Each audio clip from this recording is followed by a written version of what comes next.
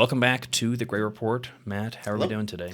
Pretty good. It's been an interesting week. It has been. It seems like things are really changing, really getting weird. So Yeah, it's a lot of noise. Like I was just saying, it's yeah. a lot of noise, a lot of uncertainty, and it's from every different angle, every Yeah. different direction. And that state of uncertainty doesn't lead to a lot of clear decision making. In fact, and we saw this, Matt, back in 2022 and 2023 when interest rates were rising and potential recession, and it's hard to make any long-term plans or make any long-term decisions when you're uncertain over the next 6 months, a year, a couple of Yeah. years, because you're like, hey, like I'm not going to make a big bet right now. It could go the other way. I thought I was confident. I'm just not confident in anything anymore. And I mentioned this a couple times just around the office this week and last week, but it doesn't matter your politics. It doesn't matter, for Trump, not against Trump.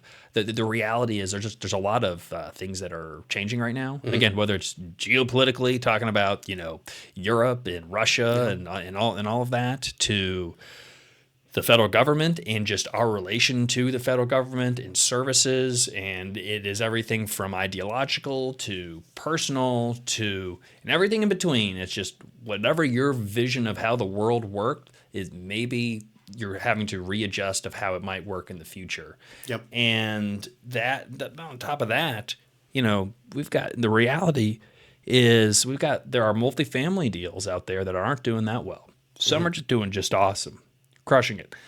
But, we're having conversations with multifamily investors every single day. I think, we're having about 10 different calls today. You would not believe the amount of capital calls people are going through right now. I know that. I just anecdotal. It's almost like they want me to hear this. It's because fortunately this is not an experience that we have had. Yeah, never had an issue with capital call. But like to hear them, it's like, really? Well, I mean, yeah, like yeah. I was just surprised. We're seeing some new, preferred equity funds being launched from sponsors who, raising capital for their own deals, deciding not to do a capital call, raising another fund that's going to go in front of their original investors, and which you got It's a dramatic thing. That's pretty dramatic. Some of the idea that these capital calls are happening, period, at least our sample size is small, but the fact that we're running into these same things when before, nary a peep in terms of that, like that did not happen. And we have regular raises where we pretty much check in on these investors, and I don't think that was not the theme of previous raises. It never happened. It wasn't an issue. Yeah. I mean, capital calls prior to the last few years were pretty few and far between. I mean, it's not impossible. No, it's not. No, it's not possible. But it's it's less than 10% of all the deals. Maybe it's 5% of the deals. Okay. I mean, there are certain investments, like if you invest in a fund, there are planned capital calls because it's like you don't need to contribute all the money because we're not gonna spend all the money right away. So like there are times where or we're not going to call your capitals, we're not going to make that investment, or we're not going to do that project. So we're going to have you hold on to your money, and it helps with the the total return. And anyway, but capital calls, they happen every once in a while, but it was specific deals. But we're having conversations especially with ultra high net worth, LP investors. We call retail because they're not like a institutional family office or RIA or something. But the active LPs who've been loving the multifamily sector for the last 5 years or so, if you've been pretty active and you've diversified across sponsors, which is pretty good practice that I've talked about in the past, there's a good chance you're facing a capital call.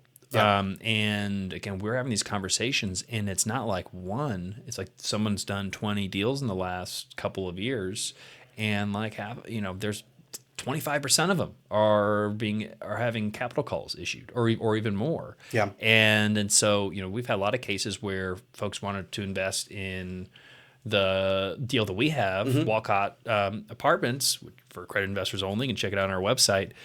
But they can't. They're deciding between do I meet this capital call, or do I make a new investment? And it's a question of good money after bad. Yeah. Does that additional investment save your original investment? Yeah. Or will you never get any of that back? that first $100,000 is gone. Sending another 50 doesn't get the 100 back. Now you're down 150. Yeah. So is it better to take that 50 and put into a deal where you can hopefully 2x and get to 100, and then you're at least back to square one? That's the judgment call that people are making, and it's hard because the sponsor that they invested with, usually they like the person or the individual or the company. They don't. That's why they invested in the first place, is they liked them and they trusted them, and they may even think that like they were doing a good job, but they got caught up in the times in the market, and they tried everything they could, and I don't want to let them down. I don't want to disappoint them. Yeah. And I've even heard cases of sponsors, where LPs kind of being intimidated by their sponsor, and which it's like that. I think that should be the other way around. I think isn't the sponsor working for the investor? It's good to be scared of your investor, or a little bit. You meet their expectations. Well, I want to be able to deliver. I want to deliver. Yeah, I don't want to disappoint. Don't want to boss them around. I don't want to disappoint anybody. I want to over deliver and do what we said we were going to do, and I don't want to let anybody down. I think that's how most people in the space operate generally. Sure. Just sometimes things don't work out. But there's on the other side, it's like we're seeing an incredible amount of rental demand. The pent up demand to acquire multifamily assets is just palpable. But the problem, it's all high quality. The potential capital inflows for high quality apartments is massive right now. Interest rates aren't allowing a lot of those transactions to take place. The far between ones that make sense, like Walcott, that we've got picked up, it's just there's not many opportunities out there. We got it something off market, and we weren't even the higher bidder. They knew that we could close.